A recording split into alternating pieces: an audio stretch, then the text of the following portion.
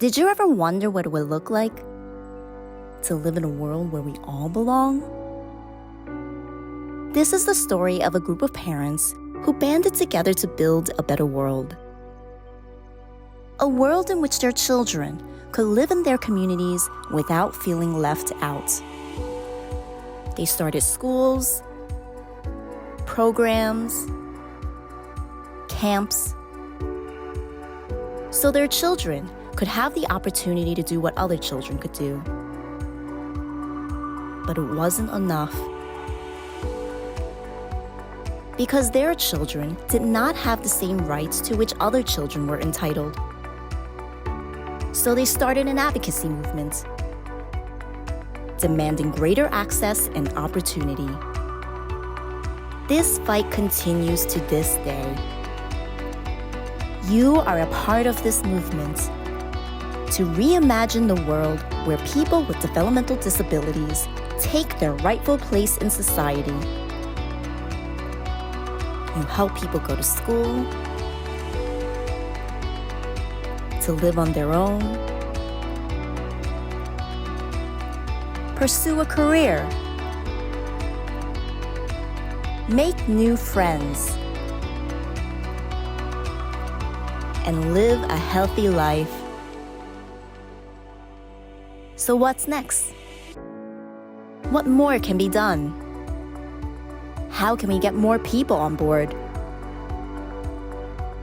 Despite the supports that we provide, there are still obstacles preventing people from living full and equitable lives. We must come together to call for changes in legislation and public policy, to advocate for better education, living arrangements, opportunities for work, and fuller lives in the community.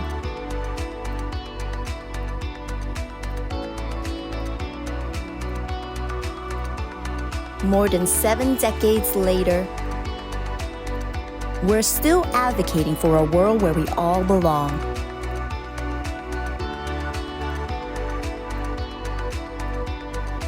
So if you're still wondering what it would look like to live in a world where we all belong, then join us. Advocate for a better world.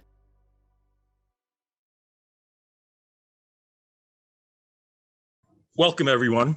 For those of you who may not know me, my name is Ray Ferrigno, President of the Board of AHRC New York City.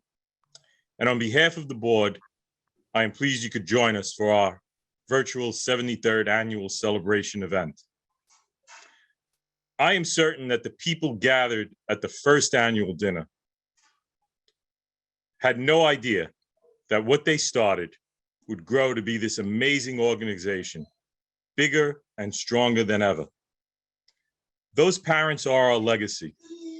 Those parents indeed reimagined a world where their children would have the opportunities they deserve and would become integral parts of the community in which they lived. While 7 decades have brought much needed change, our work is far from finished. We continue to stretch our imaginations in ways that would surely make proud those parents. While those early parents were driven by their love and commitment to their own children, their work was transformational for all the children and adults seeking the opportunities that will allow them to live full and equitable lives. This organization is a living tribute to the founding parents of AHRC New York City and to the parents who continue in that work, continuing to reimagine a world that will accept and support their children, ever vigilant that our programs and services will continue to flourish. It is the family commitment to do everything necessary and possible to support their children with disabilities that is at the foundation of this organization. But that commitment can only be fulfilled through the dedicated, mission-driven work of our extraordinary staff. Our staff, through their ethic of care, connect the people we serve to their communities, ensuring they are protected and respected. It is that work and commitment that will carry us forward for the next 75 years. I am both humbled and encouraged, knowing that as we continue this work, we continue it together, building on a strong foundation, standing on the shoulders of giants. It is now my privilege to introduce fellow board member, parent, tireless advocate, and this year's annual celebration chair, Laura Kennedy. Thank you, Ray. As you just heard, AHRC New York City was founded in 1949, 73 years ago. A year later, in 1950, hundreds of parents and advocates attended the first annual dinner. And since then, every annual celebration has been a special one, as this family-founded organization led the way to ensure their loved ones with disabilities had the opportunities to learn and grow and be active members of their communities. Every annual dinner of AHRC has been a celebration of who we are and what we do, a celebration of the accomplishments of the people we support. And every year, our collective community acknowledges that there are no boundaries to what people with IDD can accomplish. And each year, our annual celebration was quite a party, including music and dancing up a storm. The pandemic has temporarily interrupted our ability to be on the dance floor together, but not our ability to be together through technology. And I'm so glad you're all with us tonight. Our annual celebration has also been the time that our organization could recognize and thank those special individuals in the community who've helped us along the way. Since 1951, our AHRC has given out the Humanitarian Award to such notables as Governor Nelson Rockefeller, Barbara Walters, Hugh Carey, John F. Kennedy Jr., Michael Goldfarb, and Hillary Clinton, to name a few. And 22 years ago, the Ann Krause Memorial Award was established to recognize volunteers who have given much time and talent to AHRC. And tonight, 2 individuals will receive these 2 prestigious awards. Over these many years, our membership grew as programs were created to serve thousands of people with IDD of all ages through New York City. We opened schools, day programs, residence, employment and business services, sleepaway and day camps, clinics, recreational activities, including music, art, and theater. And we administer a very important guardianship program.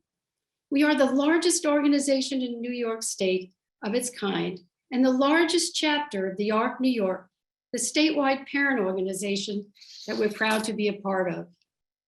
When the pandemic arrived 2 years ago, it created great challenges for AHRC. Our staff jumped right into high gear to weather this crisis, and we faced a lockdown for over a year in our city that seemed paralyzed. Schools and daycares and day programs closed, and people were isolated for months on end in our residences or at home with their families. The implications were enormous, and lives were at stake. We were all in this together, and you were all in this with us, and Zoom became a very important part of our lives. Through innovation and passionate loyalty to our members, AHRC New York City has emerged stronger than ever. We continue to navigate the ongoing pandemic with experience, knowledge, and love. We are stronger together. During this program, we will see several short videos that illustrate how AHRC continued its mission throughout this pandemic. Many people were isolated at home, as I said earlier, with their families, as the daycare programs closed, day camp programs closed, day programs closed. And suddenly their lives changed dramatically. Our staff kept connected to individuals and their families at home to reinforce that they were supported and not alone. Now let's see how AHRC helped families at home, as described by Jose.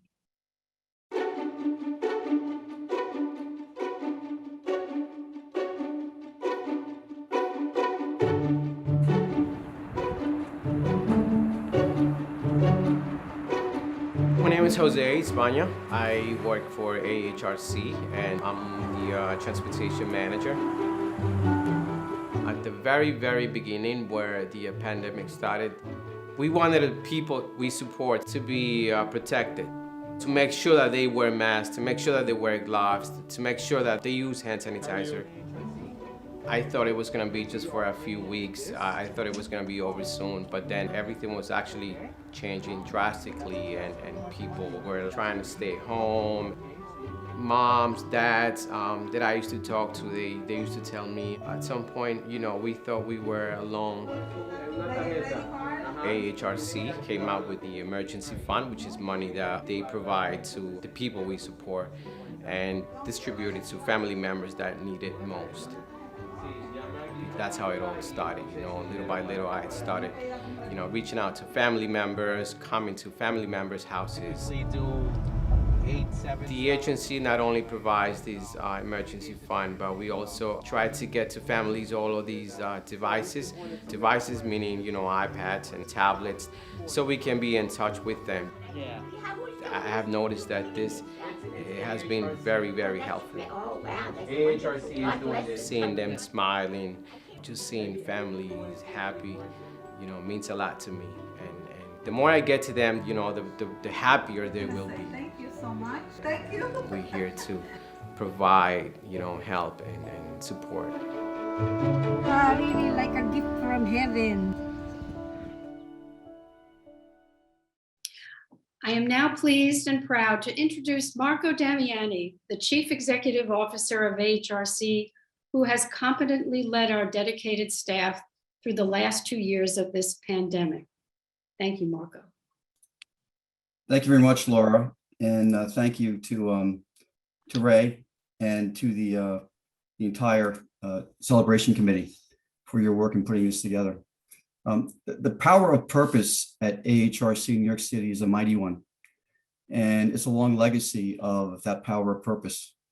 Anne Greenberg, Anne Krauss, Jerry Weingold, and many others were part of a disability rights and social revolution in the late 1940s that transformed the world of people with IDD. And for that, we are grateful. We are eternally celebrating our legacy, as we must, and also looking for a bright future. That's tough after 2 years of a pandemic. You know, people ask me a lot, and I'm guessing everybody on this Zoom has been asked, what does AHRC stand for? It stands for advocacy, humanity, reimagination, and change. And those four things, advocacy, humanity, reimagination, and change, were done incredibly well by our workforce. Through these last 2 years, thousands of our staff stayed focused on our mission, empowering people who are neurodiverse to live the lives they choose, even when we had to lock down, even when we had to wear masks, even when we were losing people. A terrible time is hopefully behind us, and we are reemerging stronger than ever. Even Forbes has recognized us 2 years in a row as a top company in the US, not a top nonprofit, a top company. Why is that? It's because of our workforce. They're our greatest asset. We're still getting things done. We're still looking forward. We're still in a position to recall and build upon the powerful legacy, the mighty legacy of our founders and the people that have been so adept at moving this organization forward now for 73 years. So we're still getting things done. And I'm very proud to say that one of the things we got done during the pandemic was to open up a school in Staten Island, a school that is helping kids on the autism spectrum access a quality education they might not have gotten otherwise. So I want to now introduce a video on the James P. Murphy Prep School on Staten Island. Thank you.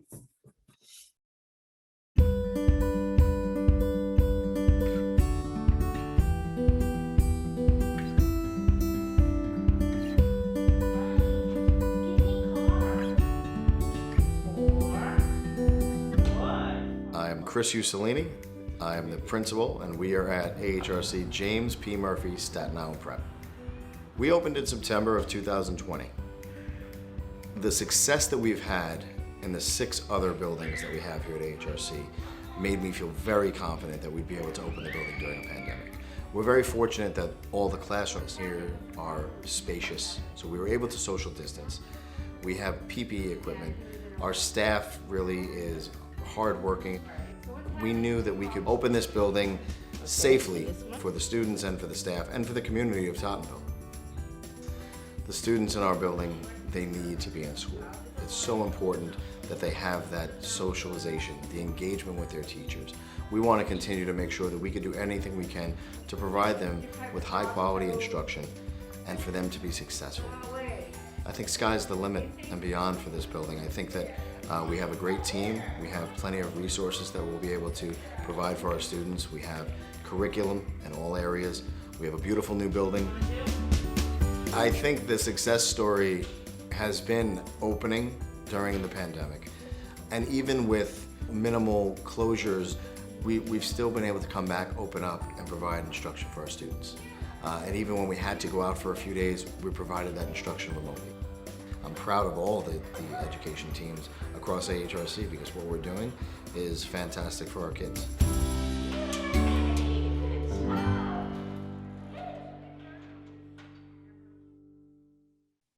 So wonderful, amazing. Things can happen even when you think it's impossible. Earlier, you saw how AHRC helped individuals living at home with their families. Additionally, there are over 600 adults living in AHRC residence throughout New York City in a variety of settings, such as supervised residence, intermediate care facilities, and supported apartments. When COVID hit, suddenly everyone was in quarantine. And my daughter Julia is one of those individuals living in an AHRC home on Staten Island. Their normal routines in the community suddenly stopped, and many could not understand why. Our family, like other families, endured the sudden and long-term separation as the lockdown occurred. Families like mine were so grateful to the staff in keeping our loved ones connected to us via FaceTime and working round the clock to ensure their safety as staff shortages occurred. We were all worried about those who fell ill and mourned those who we lost. Throughout it all, our community stayed strong. Families were continually updated on the precautions that were being taken and the ways that AHRC continued to provide in-home supports to keep those in isolation engaged in activities that were typically provided by attending the day program or a job. Innovation and creativity prevailed. In-home holiday and birthday parties continued as day hab and recreation department staff stepped in to support the residential staff providing activities. Let's take a look now at how AHRC supported those in our residential settings throughout this pandemic.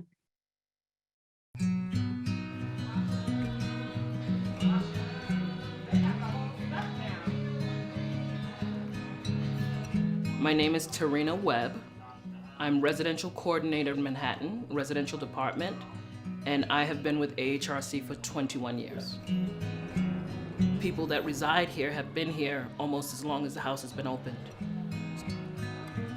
Before, the morning routine was they interact and they would get on their buses or their vehicles to go to their day programs, their schools, their workshops, their jobs for some. And with the pandemic, with everything shutting down, they no longer went to those places. The people were now home 24/7. They no longer had their day programs and had daily activities they were doing. So all of that had to be provided in-home. So what we did was we joined forces with our ADS department, which is Adult Day Services, that provides the day program services and workshops. And they came into the home, they provided staffing to help with that in-home so that wasn't disrupted. I mean, you got a lot of them that really stepped up. I mean, it was very easy for people to say, I have to worry about myself, my health, my family, you know, and they showed up every day. And you were hearing things like, where do you need me? What do you need? I'm here. And the pandemic created a great deal of anxiety for everyone. So now you take someone with an intellectual disability that's not really fully understanding, why can't I go to my program? Why can't I see my teacher? Why can't I get on my bus? All of that was disrupted. So surprisingly enough, they acclimated well to virtual, you know, using their iPads to call mom. They can see mom, they can see their siblings on that other end and to know they were okay. And they did very well with that. I mean, 9 months forward, I'm really proud that we've done so well.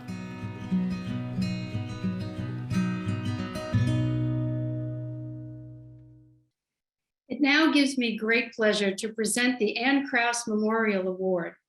And first, I'll give a little background about Ann. No doubt there are many people today who do not know who Ann Krause was and why this award is given in her memory. I will never forget meeting Ann Krause for the first time back in 1991, when she and then President Bill Stone and Executive Director Michael Goldfarb hosted a borough membership meeting on Staten Island. They spoke about the programs AHRC offered and the history of the organization. And Ann Krause was there providing all of the information brochures and flyers, along with coffee, tea, and cakes. And at the end of the meeting, I helped out Ann to her minivan as she rolled her shopping cart filled with supplies to the parking lot. She had driven to Staten Island from Queens for this meeting, and at the time she was not a spring chicken. And you knew she was dedicated to this organization. It was right there in that parking lot that I knew that AHRC was an organization that I wanted to be connected to for a long, long time. Ann's relationship to AHRC was tied to her late son, Melvin. In 1957, Ann joined the board and AHRC and soon served as president. She had her hand in everything. For years, she provided leadership and support to the organization. And later, as Director of General Services, she became known to everyone as an aggressive and principled advocate in the struggle to provide richer, more productive lives for people with developmental disabilities. Camp Ann, our sleepaway camp, is named after her. And this year, I am very, very proud, and Ann would be too, to present this prestigious award to Angelo Aponte. Whenever you hear Angelo Aponte's name, I want you to always think of two words: passionate advocate. Angelo and his wife, Linda, are parents of Erin, a woman with a developmental disability.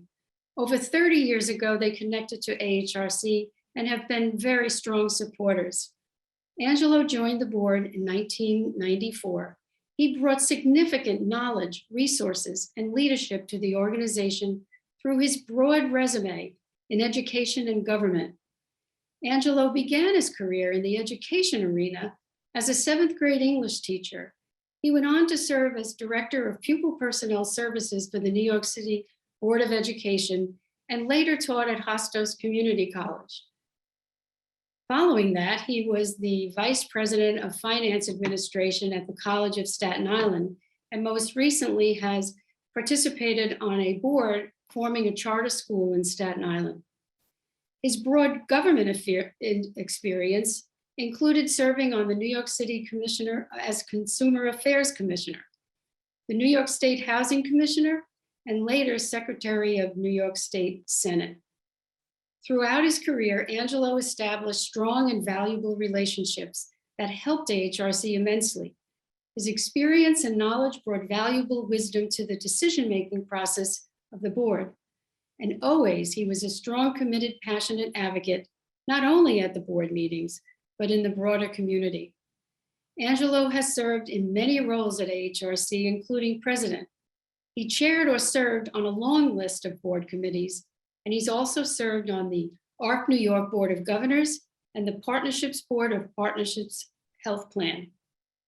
Our current president, Ray Ferrigno, describes Angelo this way.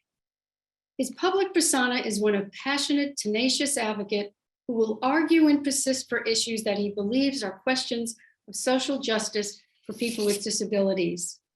Another board member shared, Angelo is a great champion of the organization whose vision inspires us to continually grow and improve. And we are fortunate to have Angelo among our New York City AHRC family. And finally, let me share my observations.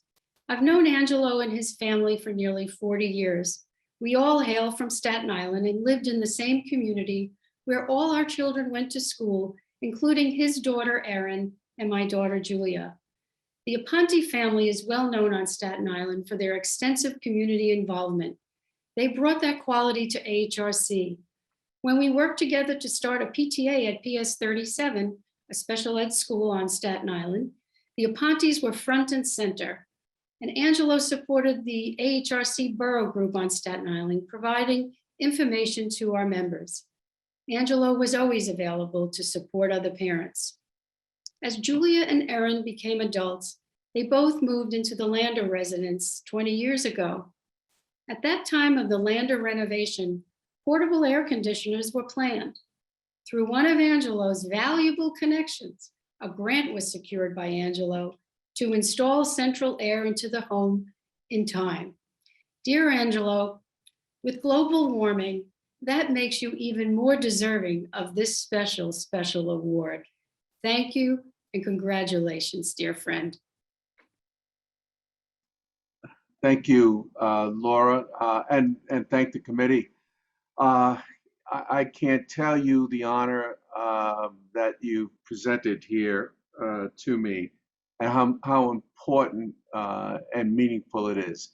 When I first joined AHRC those couple of 3 years ago, and was absolutely phenomenal to basically talk to somebody who's been experienced in government. She taught me incredibly about how important advocacy was and leadership and fellowship. Basically telling me you can't be a good leader unless you follow, and you can't be a good leader unless you listen. And I can't think of a higher reward to have been recognized for than being the recipient of an award that represents Ann Krause's advocacy and who she was as a person, as a human being. I thank the members of the selection committee, the board that I served on all these years, and the leadership at AHRC. As you said earlier, we're no longer a small mom and pop operation. And the growth that has taken place over these last 30 years has been phenomenal. And I thank you all for the kind words in terms of what you said about me. And well, we haven't stopped being advocates. And sometimes that comes along with an acronym called the thorn in the side of leadership. So I know Marco and Ray and Senator Mannion understand how driven we are and how important it is that we care for everyone at all levels. So thank you, deeply thank you for this award. Thank you, Angelo. Well deserved. We know that New York City never sleeps, right? Never does. And with that, through the pandemic, the AHRC Employment Service, Hudson River Services, stepped in to provide essential services. Let's see how AHRC supported people at work.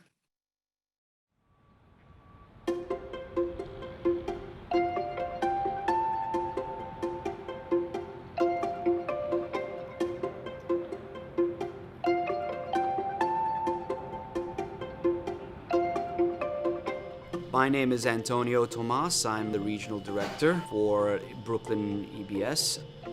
My name is Marlon Mills. I'm the project manager here at 271 Cadman, AHRC Finest.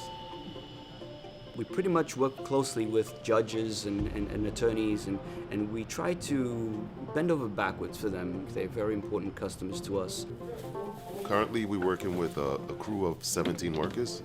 It's been a good crew. We've been working closely together. It's a team cleaning approach we use here at AHRC.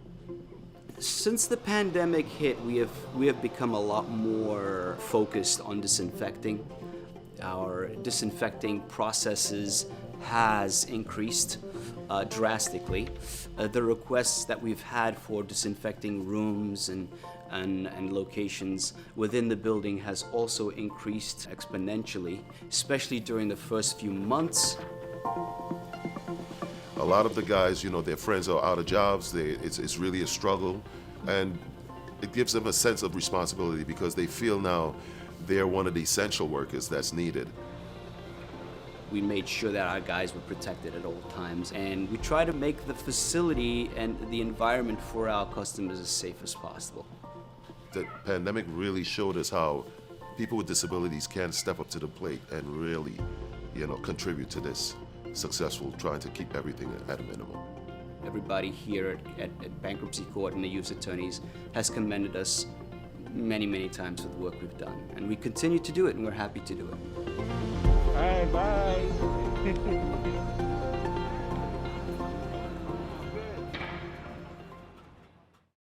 What a great video. How clearly it demonstrates the extraordinary ways that the people supported by AHRC New York City enrich the communities in which they live when given the opportunity. Every year since its founding in 1949, AHRC New York City has presented Humanitarian of the Year Award to a person who has stood out as being exemplary in supporting our organization's mission. Senator Mannion, you have joined the roster of people like John Cardinal O'Connor, Governor Mario Cuomo, Mayor Michael Bloomberg, current Senator Charles Schumer, Dr. Howard Rusk, Robert Hungerford, to name just a few. With this award, we welcome you, Senator Mannion, into the AHRC family. Senator Mannion, you and I have several things in common. You were a biology teacher for over 20 years, and I teach physics. You are the parent of a son with an intellectual disability, as am I. We are both driven by the same belief that the world is a better place when everyone is included, respected, and considered to have a contribution to make to our society. Your work as the chairman of the Senate Committee on Disabilities has supported this organization's efforts on everything from budget increases to the establishment of new regulations and regulatory oversight. Your understanding of the critical role government plays in supporting the IDD community cannot be overstated. After years of underfunding, neglect, and threats of further reduction, your work has helped to preserve needed services, grow new services, and give us hope that the future may be brighter. The IDD community deserves a sustainable model of care for the people we support. And we thank you for the leadership you have displayed thus far and will continue to display in the future. It is my honor to present you with this year's well-deserved Humanitarian of the Year Award. Congratulations, Senator Mannion. Thank you, Ray. Thank you so much. That was really impactful, and I'm honored to receive it. And the words that you used certainly will remain with me, forever. And to hear the names of the individuals that have already received this award, I can't even put myself there. It's really unbelievable, an honor. And I hate to do this, but as a parent myself, my parents would be proud and probably not believe it. And you used some words, Ray, earlier. You said the opportunities that they deserve. And we have to make sure that there's always opportunities for people in the IDD community. I will pause for a second and thank Laura and Marco as we continue to work together. And I congratulate Angelo for his service, and it's an honor to serve with him today. So I'm proud to be chairman, first ever chairperson of the Senate Standing Committee on Disabilities. And it's important. It's long overdue. And like a lot of things that we've experienced over the past few years in a positive way, there's a lot of things that are long overdue. So it's true, as Ray said, I was a biology and chemistry teacher for almost 28 years. And I taught a lot of kids who needed a little bit of support. And my wife, who I've been married to for 25 years next month, she is an elementary teacher and certified in special education. And she has taught many of those kids. She's an amazing teacher, an amazing wife, and an amazing mother. And we have 3 beautiful children Quinn, Jack, and Brady, 2 boys and a girl. I had an aunt with Down syndrome, and she lived in a residential facility. And I watched my father advocate for her. And we would visit her, she would come to our home, and I got to see in some of the places she lived some really amazing things, even as a young person. And I carried them with me throughout my entire life up to this point. And then I saw some challenges, and I watched my dad, as I said, advocate for her, make sure that she was in a good place. But I will say that when Ray was speaking, I was reminded that, you know, we go through this life and we think we know what we want to do and what our mission is going to be. And I think all of us would probably agree that it rarely is.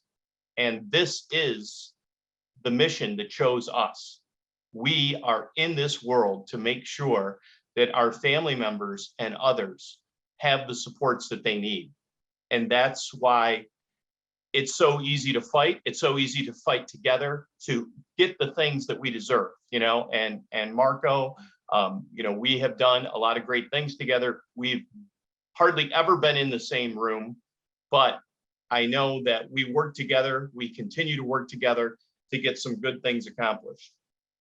I will say, you know, part of that is legislative, and we have accomplished a lot of great things. I fought to make sure that the CDPAP program was a fair one, that everyone, the voluntary organizations out there had the possibility, the access to continue working as fiscal intermediaries. I was proud to stand on the floor today as we again passed a bill in the Senate unanimously to remove some harmful, antiquated words from the Constitution. We've done that before. We did it again today. I also was proud to pass legislation to make sure that there are reasonable timelines when it comes to closures or contractions in housing facilities. And I was proud to advance bills that are going to push for innovative, creative housing options for individuals so we can alleviate the housing crisis that we have, that involves choice for individuals and families and reasonable options for them. I was proud to unanimously pass a bill fighting for parity for our 4410 and our 853 schools.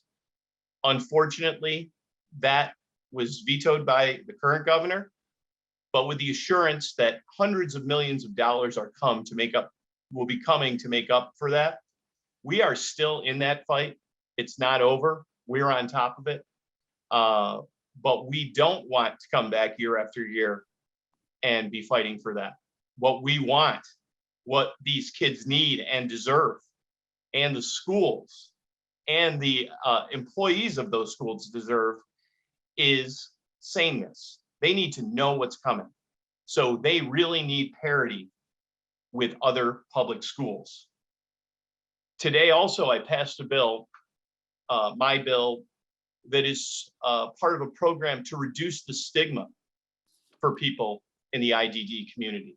And there will be a multimedia program to try to remove that stigma, because the stigma remains. I was proud to support legislation for supportive decision-making so that individuals have a say in their own programs. And one of the great things that I heard about was that I will continue to push my legislation and others to expand employment opportunities for individuals in the IDD community. As was relayed in the video, these individuals, we need them. We have workforce gaps, and we need individuals with disabilities that are neurodiverse to come into the workforce. We need them. We need to expand that. And we know this. Individuals that come in, they're great role models, they're great team players. They want to be at work.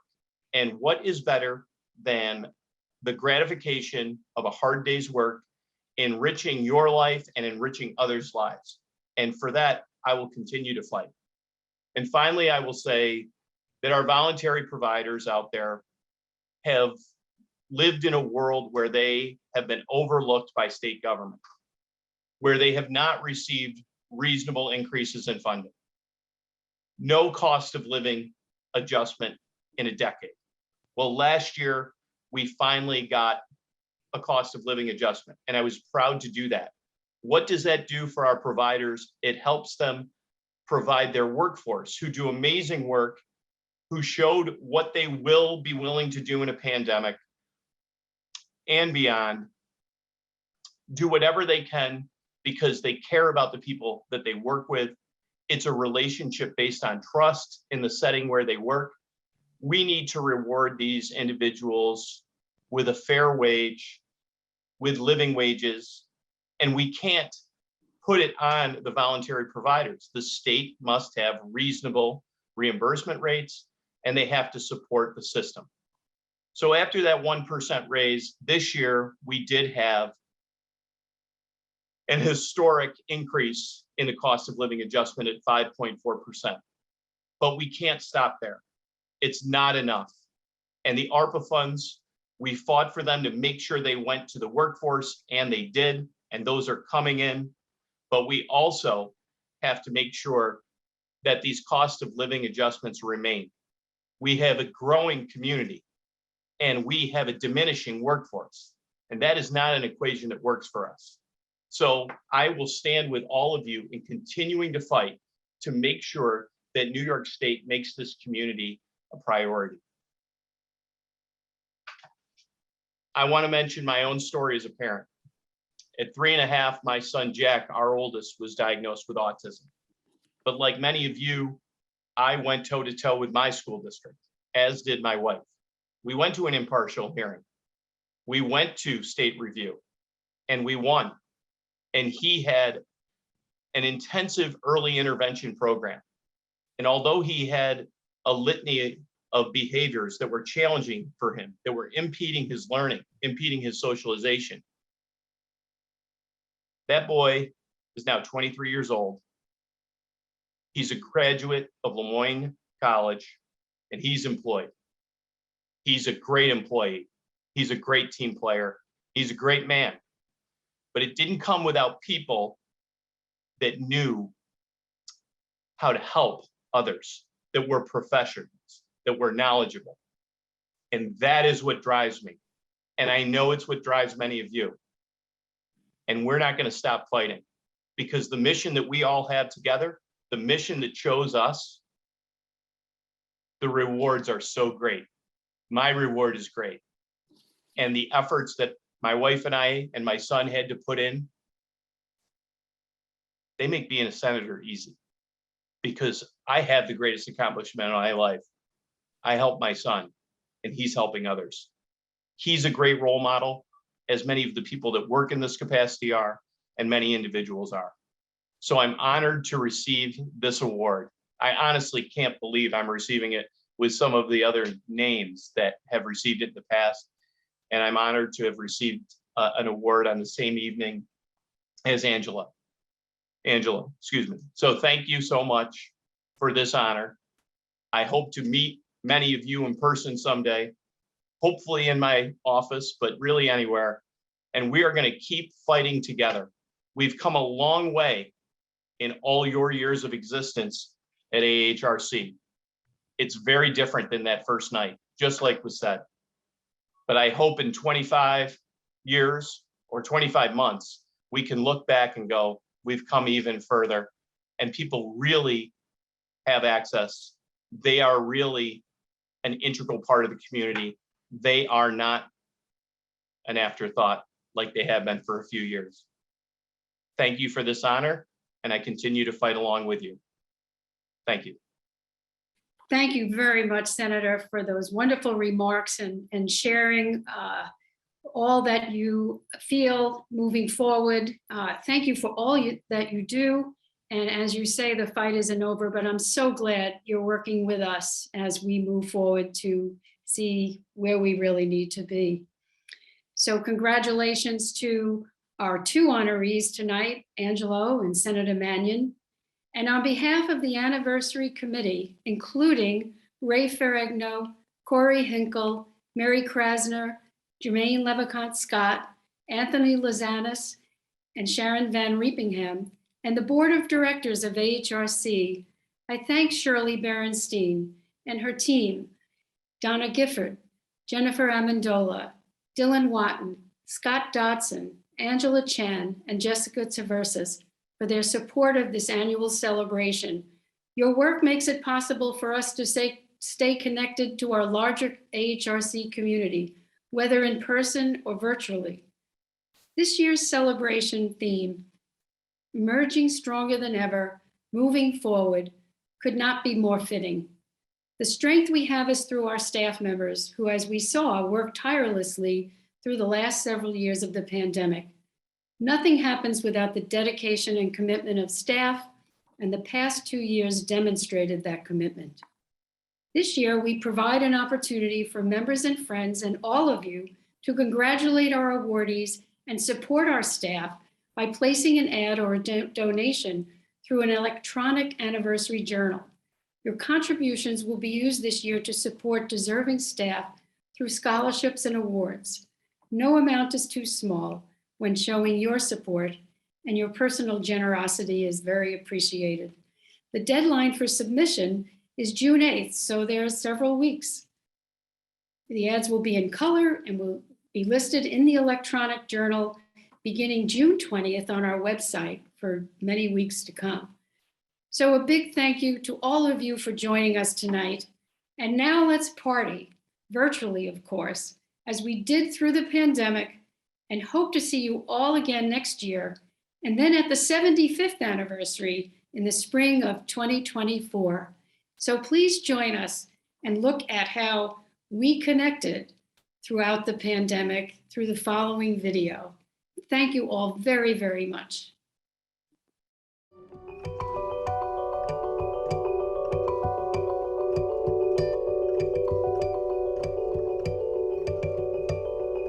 My name is Joe Antcliffe and I am a recreation supervisor.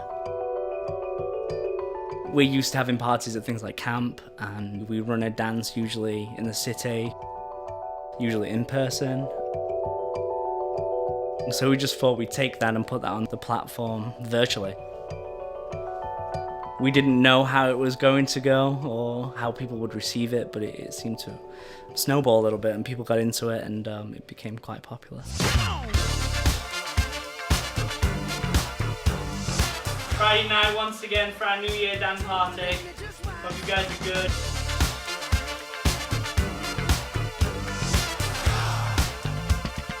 Don't believe me, just watch. Jump around, jump around, jump up and get down. We have people that live independently and log on. We have people that log on with their families. And then we also have residents as well that will come on. So some of the residents have 20 people in, so they were able to connect. They were able to see people that they had missed because of the pandemic and because the programs weren't running in person. Even though we're on a computer screen, the energy you can feel through it, and it's broken down that sense of isolation that came with lockdown, I think. We play New York, New York at the end of every disco we have, and that's when a lot of families will come on together, and they'll sign the party off, dancing and singing together with the family. It is the highlight of my week, really, coming to it, and you all come out feeling quite like euphoric, and it's just a nice thing. You just dance the night away, and what's finer than listening to music and having a dance? Bye guys. Thank you so much for joining, everybody. Happy New Year, everybody. Happy New Year, guys. Good night.